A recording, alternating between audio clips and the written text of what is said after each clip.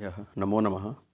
अहमस्मि आशीष गर्गः और आज हम पढ़ने जा रहे हैं एमपी बोर्ड संस्कृत कक्षा षष्ठी, जिसके अंतर्गत आज हम पढ़ेंगे 16 पाठ षोडशः पाठः। आज का विषय है भोजस्य शिक्षा प्रियता, अर्थात भोज की शिक्षा प्रियता।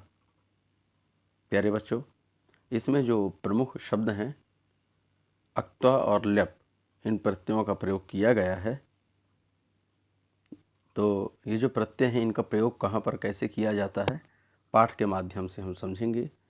और ये जो आप चित्र देख रहे हैं, इस चित्र में एक भिक्षुक, ब्राह्मण भिक्षुक और राजा भोज के मध्य में जो संवाद हुआ है, तो उसे हम समझेंगे कि शैक्षिक संवाद किस प्रकार हुआ, शिक्षा से संबंधित जो संवाद हुआ है तो वो किस प्रकार से हुआ है। पाठ को समझेंगे। अस्ति मध्य प्रदेशस्य मालव क्षेत्रे धारा नाम नगरी, अर्थात मध्य प्रदेश के मालव क्षेत्र में धारा नाम की नगरी है। अस्ति यानी है, ठीक है। पुरा अस्याः नगर्याः शासकः नृपतिः भोजः आसीत्। पुरा यानी पुराने समय में या प्राचीन समय में, अस्याह नगर्याः, इस नगरी के जो शासक नृप थे वो कौन थे? भोज, यानी भोज राजा का नाम था, ठीक है। शासकः नृपतिः भोजः आसीत्, वहाँ के नृप भोज थे। नृपतेः आदेशः आसीत्, नृप का आदेश था। क्या आदेश था? विप्रोपियो भवेन्मूर्खः सह पुरात् बहिरस्तु में, कुंभकारोपि यो विद्वान स तिष्ठतु पुरे मम। क्या बताया? बहुत ही अच्छा श्लोक है ये। उनका कहना था, उनका सोचना था कि विप्रोपि यो भवेन मूर्खः, अगर कोई जाति से विप्र है, कर्म से विप्र है, किंतु भवेन मूर्खः, किंतु वह मूर्ख है, अर्थात शिक्षा का ज्ञान नहीं है, वह शिक्षा के प्रति उसकी रुचि नहीं है, शिक्षा वह नहीं ले रहा है, तो सह पुराद बहिरस्तु में, तुरंत ही वह मेरे पुर से बाहर चला जाए, अथवा मेरे पुर से बाहर रहे, गांव के नगर से वह बाहर रहे। किंतु कुंभकारोपि यो विद्वान स तिष्ठतु पुरे मम। दूसरी तरफ कहा, क्या कहा कि अगर कोई कुंभकार भी है, कुंभकार मतलब कुंभम करोति इति कुंभकारः, यानी जो घड़े बनाने का काम करता है। तो यहाँ पर बताया कि अगर कोई कुंभकार भी है जो घड़े बनाने का काम करता है, तो अगर वह भी विद्वान है, वो अगर विद्वान है तो सतिष्ठतु पुरे मम, तो वह मेरे पुर में, मेरे नगर में निवास करे।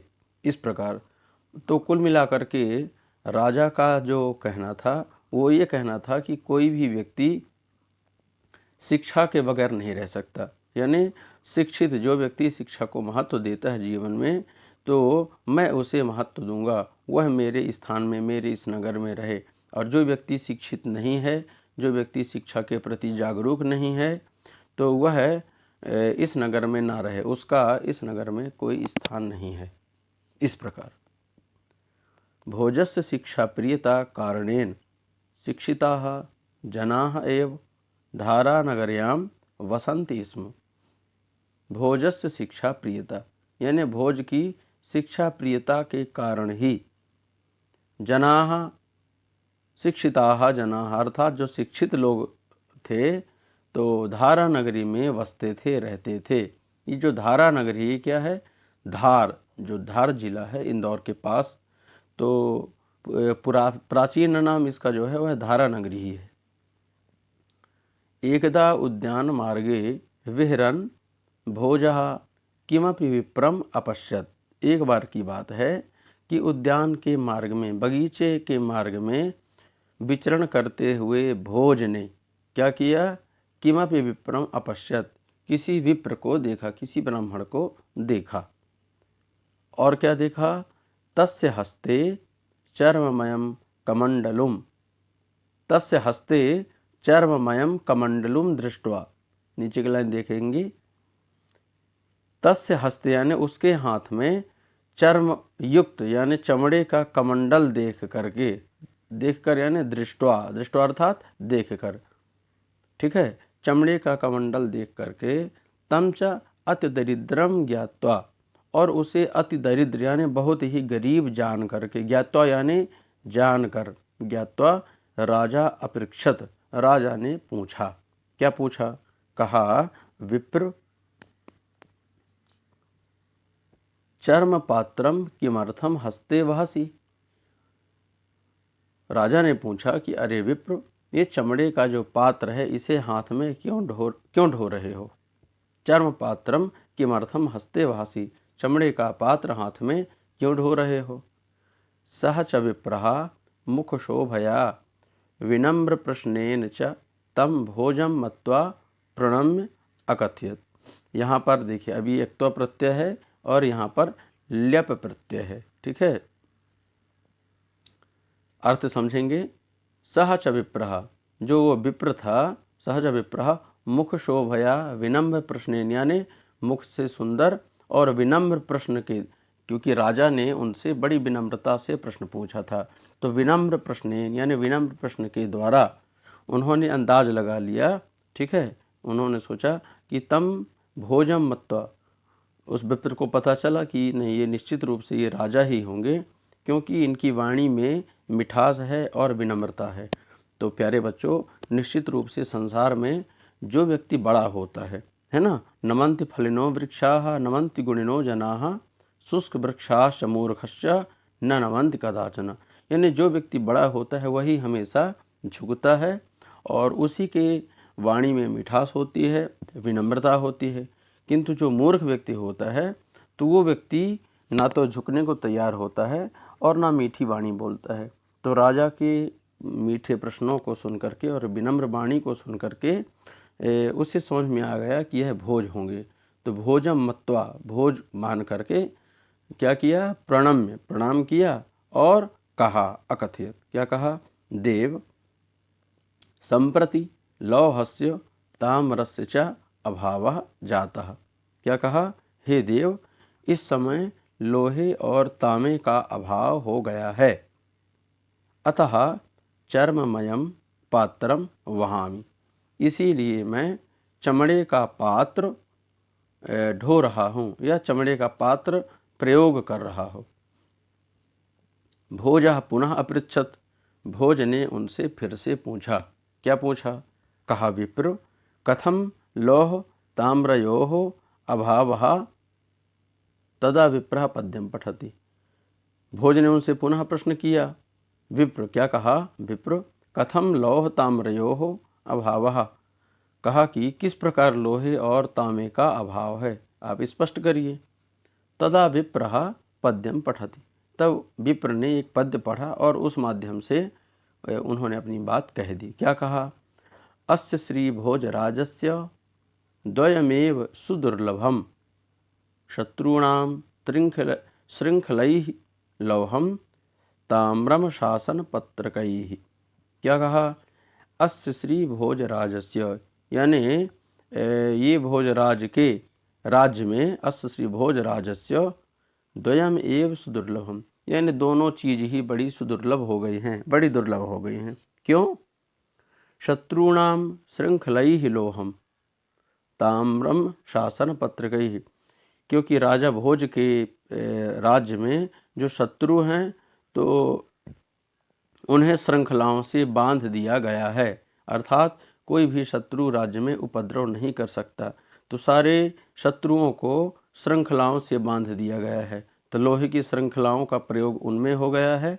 और ताम्रम शासन पत्र गए है, और जो तांबा होता है तो उनका सब ताम्रपत्र बना लिया गया है, शासन पत्र गए ही, अर्थात शासन की जो बहुत बड़ी बड़ी चीज़ें हैं, शासन की जो उपलब्धियां हैं, उनको लिखने में शासन का जो वो जो ताम्रपत्र है वह उसमें प्रयोग कर दिया गया है। तो कुल मिलाकर के यहाँ पर जो विप्र थे उन्होंने राजा भोज के राज्य की प्रशंसा की है। तो प्रशंसा कैसे कर दी, प्रशंसा किया कि भाई देखो जो शत्रु थे तो शत्रुओं को तो श्रृंखलाओं से बांध दिया गया है। अब कोई भी शत्रु उनके राज्य में उपद्रव नहीं कर सकता है, क्योंकि सब श्रृंखलाओं से बंधे हुए हैं, और वो श्रृंखलाएं किसकी हैं? लोहे की हैं। तो इसीलिए लोहे की कमी है। और ताम्रम शासन पत्र गई ही, जो तांबा है तो शासन की जो उपलब्धियां हैं, राज्य की जो उपलब्धियां हैं, राजा की जो उपलब्धियां हैं, वह सब ताम्र पत्र में लिखी जा चुकी हैं, और जिसके कारण जो तांबा है उसका अभाव हो गया है। यानी शासन के पास, राजा के पास इतनी उपलब्धियां हो गई हैं कि शायद जो ताम्रपत्र है वह भी कम पड़ गया है। ठीक है, यानी जितना तांबा है उसका प्रयोग कहाँ पर हो रहा है?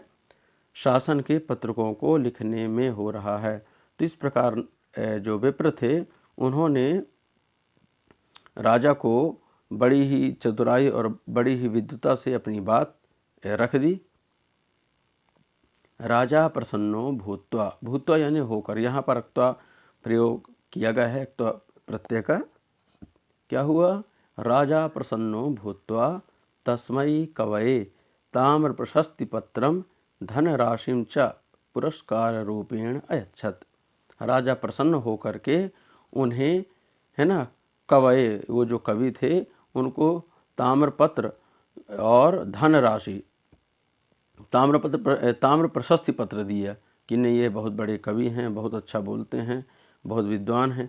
तो इस प्रकार ताम्र प्रशस्ति पत्र यानी तांबे में लिखवा करके पत्र दिया, और बहुत सारी धन राशि दिया, यानी बहुत सारा धन दिया, पुरस्कार रूपेण, पुरस्कार के रूप में दिया।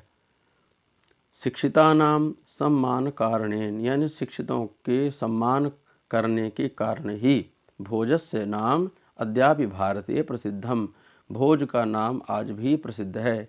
तो प्यारे बच्चों, ये जो हम भोपाल इस नाम सुनते हैं, जो मध्य प्रदेश की राजधानी है, इसका भी प्राचीन नाम भोजपाल ही है। ठीक है, और ये भोजपाल इन राजाओं के, जो राजा भोज थे, इनके कारण ही इसका नाम भोजपाल हुआ है। इनकी बहुत सारी उपलब्धियां हैं। भोपाल में जो बड़ा शिव मंदिर है, यह भी उनके द्वारा बनवाया गया, और जो बड़ा तालाब है ये उनके द्वारा बनवाया गया। धार में जो भोजशाला है वह भी इन्हीं के द्वारा ही बनवाई गई है। तो ये बड़े विद्वान थे और बड़े पराक्रमी थे, इन्होंने बड़े बड़े युद्धों को जीता। तो इस प्रकार से आप चाहें तो गूगल में या पुस्तकों के माध्यम से राजा भोज के बारे में और भी सारी जानकारी इकट्ठा कर सकते हैं। तो प्यारे बच्चों, आज का यह जो पाठ है ये यहीं पर पूर्णता को प्राप्त होता है। अब हम यहाँ पर कुछ शब्दार्थ देखेंगे जो आपको पाठ में मदद करेंगे। पूरा अर्थात प्राचीन समय में, जो संस्कृत के शब्द हैं जिन्हें मैंने पीत वर्ण में कर दिए हैं ना, येलो कलर में जो है, यह संस्कृत के शब्द हैं। पुरा अर्थात प्राचीन समय में, ईदृशः अर्थात इस प्रकार, कमंडलुम अर्थात पानी रखने के पात्र को, अस्तु अर्थात हो, वहासी ले जाते हो, मत्वा यानी मानकर, विहरन घूमते हुए, बहि बाहर, चर्ममयम चमड़ी से बना हुआ, श्रृंखलैहि जंजीरों से, अयच्छत प्रदान किया, विप्र ब्राह्मण, संप्रति आजकल, ताम्र प्रशस्ति पत्रम यानी तांबे का प्रशंसा पत्र। तो इस प्रकार से आज का ये जो सेशन है ये यहीं पर कंप्लीट हो रहा है।